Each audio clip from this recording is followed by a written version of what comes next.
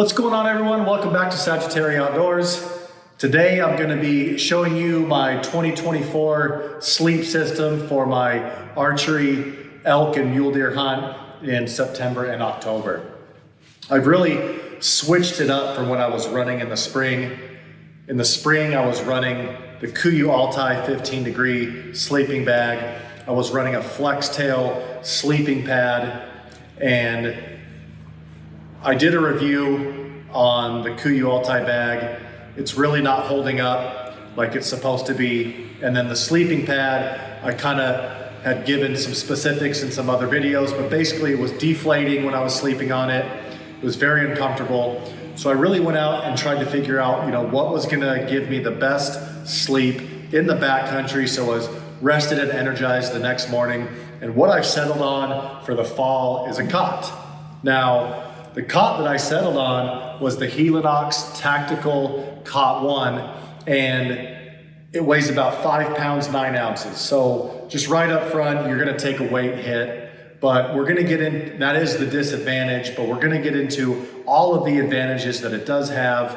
I'm gonna try and answer any questions that someone may have when they're looking at buying a cot. So let's just go ahead and get into it. So Bryson, if you take this bag down, take the pillow down, we'll go ahead and get this opened up.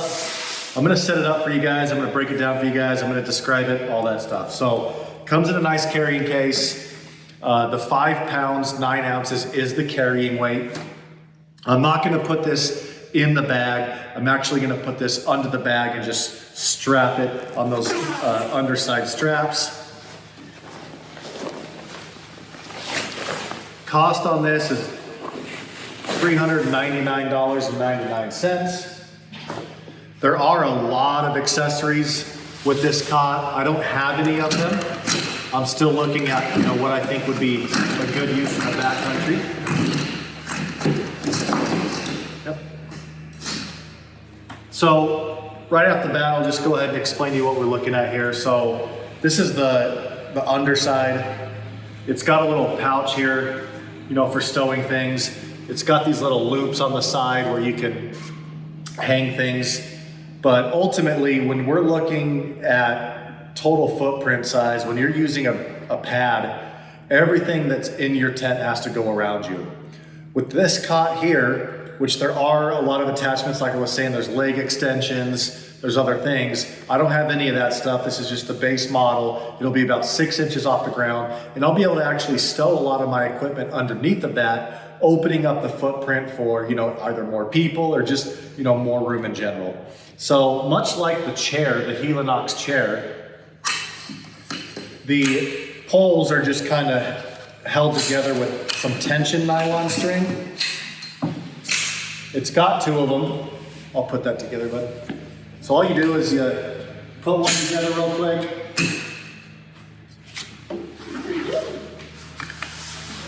You slide it down these little guides on the side. Got it? Good job.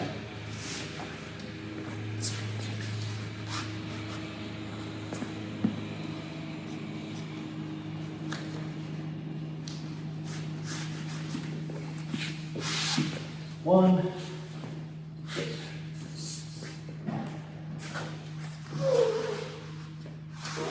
It's actually really quick to assemble, even quicker to break down, faster than a sleeping pad in my opinion. Okay, so we've got the 2 side poles in. Now all that's left are the undersides here. So it's pretty cool that each one's got a locking mechanism on one side. You'll see the little cutouts on the cot here, one at the top, one at the bottom. Each one of those is just where you're gonna be putting these cross braces. And it is really tight, but that's okay. When you're putting this together, you'll think maybe you're putting a little bit too much tension on it, but you're not. You really gotta try hard. Oops. It snaps right in once you get it on there. Bink.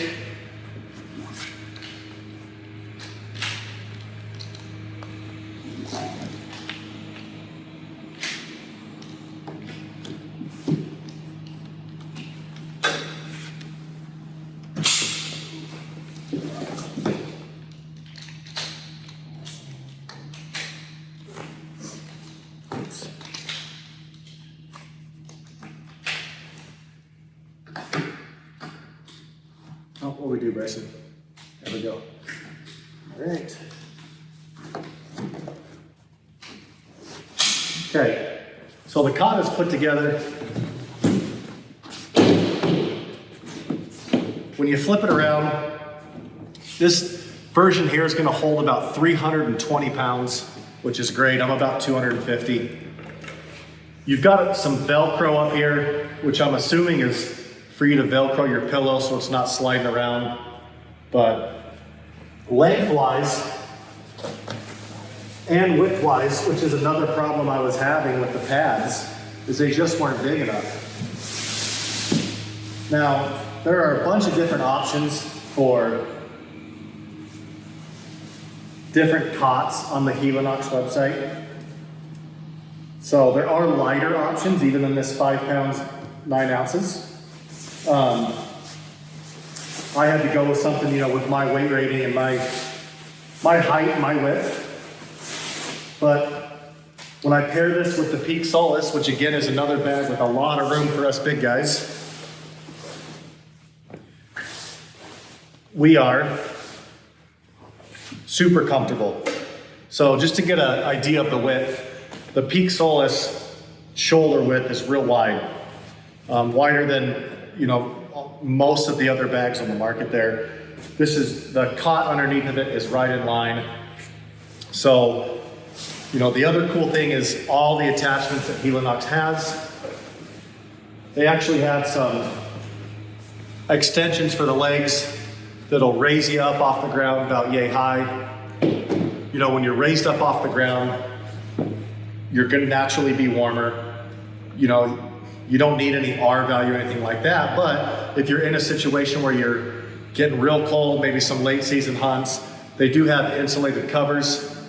They've also got some bivvy style tents that you can connect to these, like a fly essentially, that goes over the top. I haven't really looked into, you know, what it's rated for, or, you know, the footprint or anything like that, but there are definitely some attachments I'm looking at getting out there that can get you more bivvy style if that's what you want.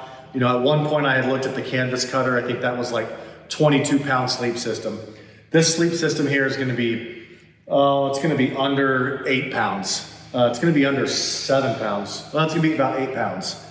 But sets up easy, you know, super light. And all you got to do to break it down is when you're done, flip it back over. Let's turn it this way here so they can see. Each one of these has these little releases here that undo the bracing.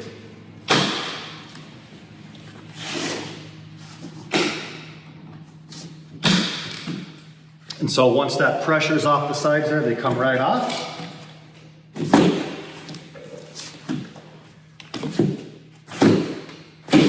Bink. And, you know, now we're just breaking down. Oops.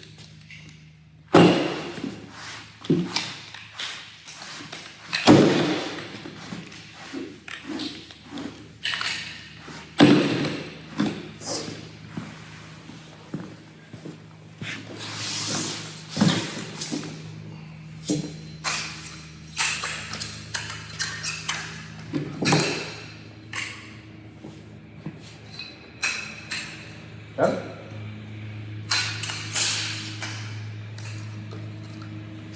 They make cots for dogs.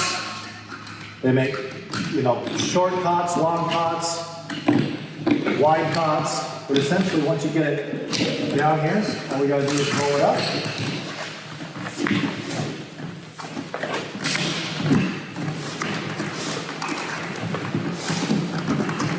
You know, there's no compression needed, no fighting to get it in the stuff sack. Take some.